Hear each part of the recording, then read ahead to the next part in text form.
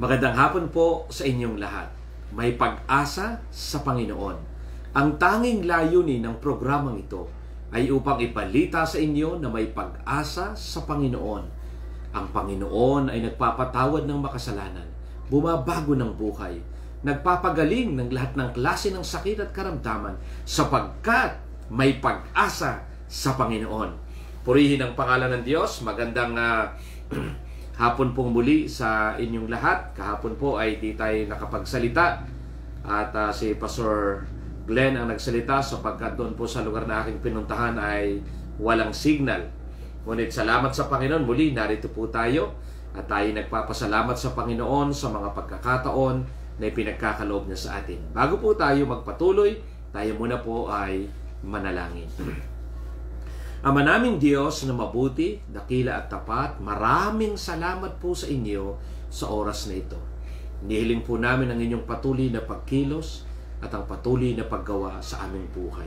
Hayaan po ninyo, Panginoon, na sa taong ito ay patuloy namin kayong makilala at maranasan namin ang patuloy na layunin at plano nyo sa aming buhay. Salamat po, Ama, sa pangalan ni Jesus. Amen. Purihin ang pangalan ng Panginoon sa bawat isa po na sumusubaybay. Magandang hapon po sa inyong lahat. Nawa ang patuloy na kabutihan at katapatan ng Panginoon ay sumagana sa inyong buhay.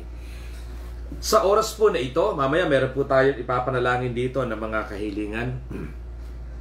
Sa oras po na ito, ipagpapatuloy natin ang ating pinag-aaralan kung paano nga ba tayo magtatagumpay para sa taong ito, 2021. Nung pong una ay ang unang binanggit natin na sikreto ng pagtatagumpay, a successful and victorious life for this year 2021. Ano yung unang sikretong binanggit natin? Magtiwala sa Panginoon. Sapagkat ako'y naniniwala na sa panahong ito, maraming hamon ng buhay, maraming pakikipagbaka, maraming sitwasyon, pero magpatuloy tayong maniwala at magtiwala sa Panginoon at tiyak magtatagumpay po tayo. Hindi tayo nananalangin na huwag magka-problema, kundi ang ating panalangin, bawat problema, bawat pagsubok na ating pagdaanan ay ating mapagtagumpayan ito sa tulong ng ating Panginoon. Pangalawa, na sikreto para magtagumpay para sa taong ito ay panalangin o manalangin. Kausapin ng Diyos. Kasi alam po ninyo, sa Biblia, pansinin po natin, simula sa Genesis hanggang sa Revelation, makikita natin ang halaga ng panalangin. At alam niyo po ba, in prayer, God involved Himself. Pag tayo nanalangin, ang Diyos, kasali po sa ating pananalangin. Bakit? Sa Kanya tayo dudulog eh. At pag dumulog tayo sa Panginoon, ang Panginoon naman ay sasagot sa ating mga dalangin. Kaya, manalangin po tayo at tayo huwag mapagod sa pananalangin sapagkat merong mabuting pakinabang ang pananalangin. Pangatlo, una, magtiwala sa Panginoon. Pangalawa, manalangin. Pangatlo, basahin ang salita ng Diyos araw-araw. Mga kapatid, ang Biblia ay ibinigay sa atin ng Panginoon sapagkat hinayaan ng Diyos na masulat yung mga karanasan ng mga tao at kung paano sila nagtagumpay. At mapapansin natin, nagtagumpay sila sapagkat natutunan nila yung paraan ng ating Panginoon. At sa Biblia, mababasa natin yon. Kung gusto nating magtagumpay, tingnan natin kung paano nagtagumpay ang maraming tao sa banal na kasulatan. Kaya, ang pangatlong sikreto ng pagtatagumpay para sa taong ito, basahin ang Biblia araw-araw. Pero, wag lang natin basahin. Dapat ay unawain din natin. At pagkatapos nating maunawaan, ipamuhay po natin. Maraming tao ang may alam sa Biblia. Ngunit ang susunod na tanong, ginagawa ba nila yung kanilang naunawaan tungkol sa salita ng Diyos? Pagkatapos nating itong basahin, unawain, ipamuhay. At pagkatapos natin itong ipamuhay, dapat mabuo sa puso natin yung pagmamahal sa salita ng Diyos. Na hindi na lamang basta natin binabasa ito, dahil meron tayong kailangan, kundi dahil na-inlove na tayo sa Panginoon at sa Kanyang salita, na habang tayo lumalapit sa Kanya, nakita natin kung gaanong kahalaga ng salita ng Diyos. Ngayon, bumasa tayo ng salita ng Diyos dito sa Psalms 100, sa Psalms 19. Sisimulan ko pong basahin sa verse 9. Ganito po ang sabi. Psalms 19, sisimulan ko sa verse 7. Ganito po ang sabi. Ang kautusan ng Panginoon ay walang kamalian. Ito'y nagbibigay sa atin ng bagong kalakasan. Kaya kung babasahin natin palagi ang salita ng Diyos, ang salita ng Diyos, walang kamalian. Ang Diyos, walang kamalian. Kaya ang salita niya, walang kamalian. At ang salita ng Diyos, ang sabi nito sa ating binasa, nagbibigay sa atin ng bagong kalakasan. Kaya sa buhay na ito, maraming hamon, maraming problema. Kaya minsan yung iba dito, kamusta ka? Nanlalata ako, nanlulumo, parang walang sigla. Pero alam niyo po ba, pag palagi natin babasahin ang salita ng Diyos, uunawain, ipapamuhay, at mamahalin natin ang Panginoon at ang Kanyang salita, magugulat kayo. Nagbibigay ito ng lakas sa atin. Kaya, anuman yung ating pagdaanan, every time we read the Word of God, the Word of God will give us encouragement and strength. The Word of God will strengthen us kasi yung salita ng Diyos, ang sabi sa Hebreo 4:12, mabisa at makapangyarihan. Sabi pa rito, tuloy natin ang pagbasa. Ang turo ng Panginoon ay mapagkakatiwalaan at nagbibigay karunungan sa mga walang kaalaman. O tingnan niyan, sabi ang salita ng Diyos ay mapagkakatiwalaan. Alam niyo, sabi nga doon sa Jeremiah chapter 1, sabi roon, tinitiyak ng Panginoon na yung Kanyang mga salita ay Kanyang isasakatuparan. Ang salita ng Diyos ay mapagkakatiwalaan. Sabi nga ni David, surely goodness and mercy shall follow me all the days of my life. Surely, tiyak. We can rely on the Word of God. We can stand on the Word of God. Because what the Word God says, He will do it. Ano man ang sinabi ng Panginoon sa Kanyang salita, gagawin niya. Mapagkakatiwalaan ng salita ng Panginoon. Kaya kung bawat araw, bibigyan natin ng panahon yung sarili natin, hindi lamang para matugunan yung ating pangangailangan, but most of all, to know God and to be para makasama natin ang Panginoon as we read His Word. And as we read His Word, we will experience the very presence of God. Bakit? Salita ng Diyos yan eh. At bibigyang katuparan ng Panginoon yung Kanyang mga salita. Kaya ang sabi niya ng turo ng Panginoon ay mapagkakatiwalaan. May mga taong nangangako pagkatapos ng ilang oras, nakaligtaan na. But God will never forget. God will never abandon His Word. He is bound to fulfill His Word. Sabi pa rito, at nagbibigay ng karunungan sa mga walang kaalaman. Totoo po yan. Pag palagi tayong nagbabasa ng salita ng Diyos, lalago tayo sa kaalaman. At ang kaalaman na yan ang tutulong sa atin para alam na natin kung ano ang ating Bakit? Kasi sagana yung kaalaman Napuno tayo ng kaunawaan sa pamamagitan ng salita ng Diyos. Sabi pa susunod na talata ay ganito, ang tuntunin ng Panginoon ay tama. Amen. At sa puso'y nagbibigay kagalakan. Ay, totoo po yan. Maraming panahon, maraming sitwasyon. At pag minsan nagbabasa ako ng salita ng Diyos, parang lugmok ka dahil maraming pinagdadaanan, maraming sitwasyon. Pero pag nabasa mo yung salita, napapangiti ka. Bakit?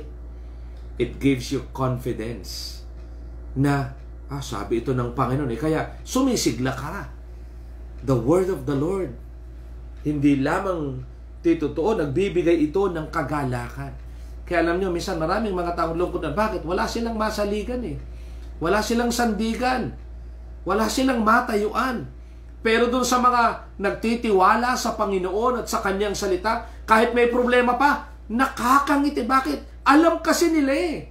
Kasi sabi ng salita ng Diyos, nabasa nila, narinig nila, naunawaan nila sa tulong ng Espiritu ng Diyos. Ano nagiging dahilan nun? Napapangiti ka. Bakit? Ang bigat ng problema. Bakit ka nakangiti? Sabi kasi ng salita ng Panginoon. Alam niyo, yung aking ama, lagi niyang sinasabi yon.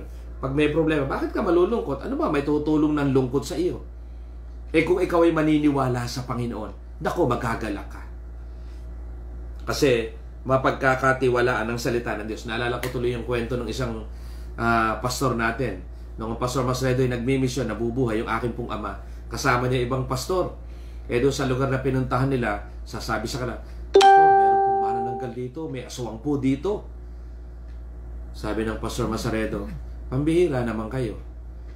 Bilib na bilib kayo sa manananggal. Naniwala kayo sa aswang. Naniwala kayo doon sa hati ang katawan. Na meron bang gano'n? Na nakahati ang katawan, bubuhay pa? Masyadong bilib na bilib kayo sa aswang. Dapat mas bilib kayo sa Diyos. Dapat mas magtiwala tayo sa Panginoon. At natawa daw yung pastor nga naman. Masyado tayong naniniwala sa aswang. Pero hindi tayo naniniwala ng lubos na maiingatan tayo ng Panginoon. Ano pa ang sabi diyan? Ang utos ng Panginoon ay maliwanag at nagbibigay liwanag sa kaisipan. Yes, totoo po yan.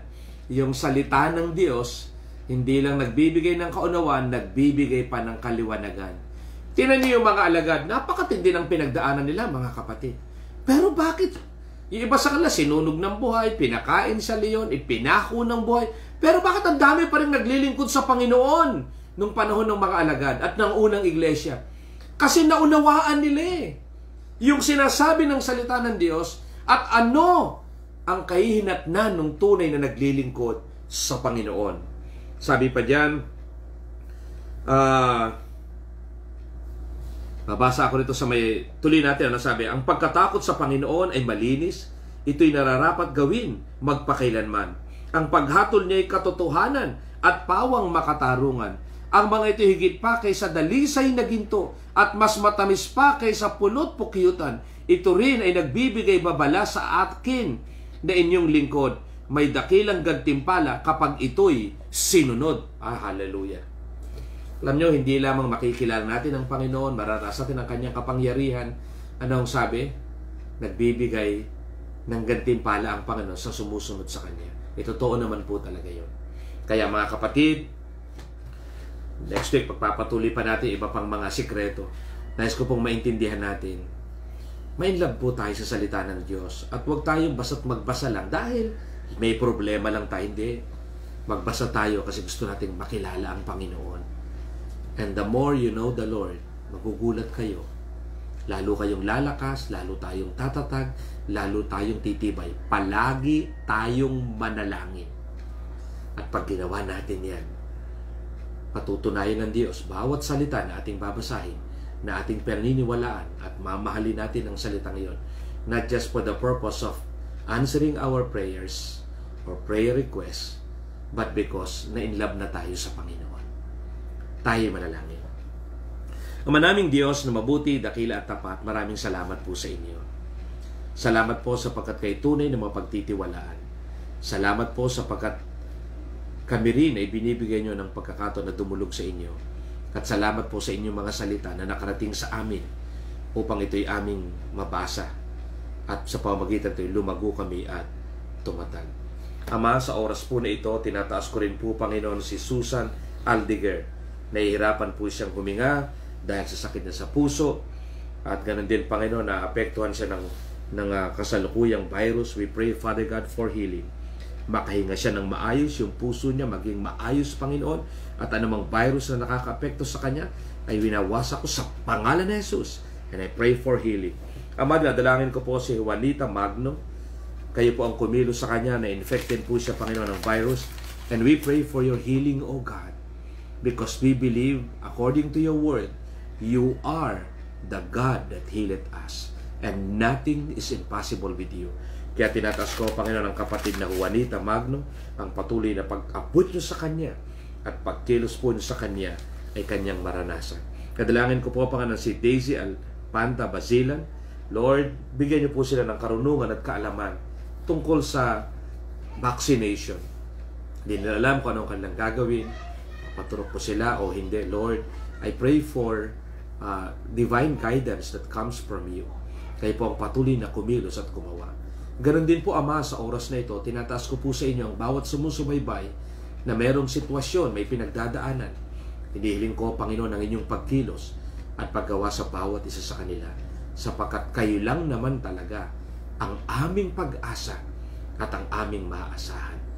Kaya po sa oras na ito, maraming salamat sa pagkakataon at naniniwala kami na sa taong ito, tiyak kaming magtatagumpay sapagkat magtitiwala kami sa inyo, lahat dudulog kami sa inyo sa panalangin. Aming bibigyan ng pansin ng inyong mga salita, amin itong ipamumuhay at mamahalin sapagkat naniniwala kami na sa mga salita nyo, tunay ang aming pag-asa. Salamat po, O Diyos, sa inyong lahat ng papuri at pasasalamat sa pangalan ng inyong anak na si Jesus. Amen. Muli, magandang hapon po sa inyong lahat. Biyernes na naman ngayon. Next week po, pagpapatuloy natin. Meron pa po ako mga babanggitin sa inyo ng mga sikreto ng pagtatagumpay. Magtiwala sa Panginoon palagi, manalangin palagi, basahin ang salita ng Diyos palagi. Magandang hapon po. Ito po ang inyong lingkod, Pastor Joseph Masaredo, na nagsasabi, may pag-asa sa Panginoon. God bless you.